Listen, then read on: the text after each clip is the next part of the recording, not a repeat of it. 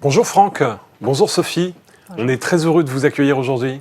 Securitas France est une entreprise engagée depuis 3 ans, on vous en remercie. Et Securitas France, est-ce que vous pouvez nous parler de votre entreprise ? Certainement, Securitas est le leader mondial en sécurité privée autour de plusieurs services de sécurité, surveillance humaine, mobile, télésurveillance, sécurité électronique, sécurité aéroportuaire et du risk management tout court. On essaie d'être le partenaire de confiance, de gagner les préférences de tous nos clients et notre mission est d'installer des solutions innovantes auprès de nos clients. Et avec les 17 000 collaborateurs en France, je peux vous confirmer que tous, ils incarnent nos missions et nos valeurs. Alors le recrutement, c'est un enjeu clé pour le développement de votre entreprise. Qu'attendez-vous de votre participation pour le sommet de l'inclusion 2023 ? Le sommet est très important pour nous. D'un côté, ça nous permet de présenter bien Securitas et nos missions.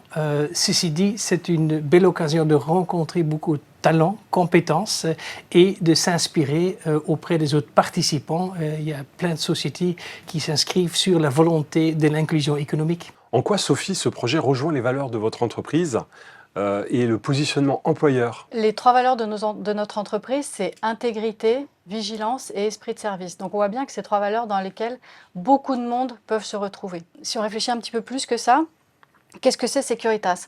Securitas, c'est une entreprise qui est là pour assurer la sûreté et la sécurité de nos clients et de leurs clients à travers eux. Donc c'est une mission noble, c'est pratiquement une mission de service public. Alors, d'une manière concrète, vous parliez des territoires tout à l'heure. Quelle action concrète vous mettez en œuvre ? Alors déjà, on est en charge du recrutement dans toutes les agences en France. C'est-à-dire que le recrutement est géré au plus près des gens qui ont un projet professionnel ou un projet d'évolution. Déjà, on est en partenariat avec beaucoup d'associations locales qui nous aident justement et qui aident les gens à retrouver un emploi ou à trouver un emploi, qui les aident à se reconvertir. Et donc, on est très en partenariat avec eux.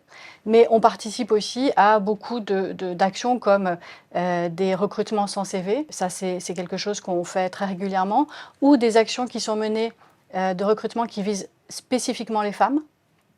Parce que les femmes dans la sécurité, c'est encore, et pour beaucoup trop de monde, assez contre-intuitif. Or, les femmes ont toute leur place dans les milieux de la sécurité. On voit bien que dans les milieux de la police, la gendarmerie et l'armée, qui ont fait leur révolution il y a bien longtemps, il y a beaucoup de femmes dans ces milieux-là. C'est juste. Et dans le milieu de la sécurité privée, ça peine encore un petit peu. Donc on a un gros enjeu là-dessus pour leur montrer et leur expliquer qu'elles ont toute leur place. Donc beaucoup d'actions concrètes et surtout au plus proche des territoires. Alors Franck, on a défini une thématique cette année, c'est la juste place pour tous. Est-ce que vous avez le sentiment que c'est une utopie pour notre société ? C'est certainement pas utopique pour nous. On traite le sujet au quotidien. Transition démographique, d'abord. On n'a peut-être pas le secteur le plus attractif pour les jeunes, donc on travaille là-dessus. Je vous donne un exemple. Un alternant qui commence chez nous commence avec un contrat de durée indéterminée, donc rémunéré et avec un contrat dès le début. Transition numérique, on essaie de monter en compétences, on essaie de développer les compétences numériques quand on travaille par exemple dans nos solutions, métiers de solutions, où on fait les combinaisons entre l'humain et la sécurité électronique, ou par exemple aussi la télésurveillance. Et pour finir, transition sociétale. Là, la politique du groupe au niveau du RSE nous aide vraiment en France. Et ça veut dire spécifiquement qu'on essaie d'augmenter notre impact sociétal et évidemment de limiter notre impact environnemental. Donc la lutte contre le chômage dans les quartiers populaires notamment. Certainement. Quel est le message que vous avez envie de pousser, ou les messages que vous avez envie de pousser à la fois en externe ou en interne pour pouvoir permettre une mobilisation beaucoup plus accrue ?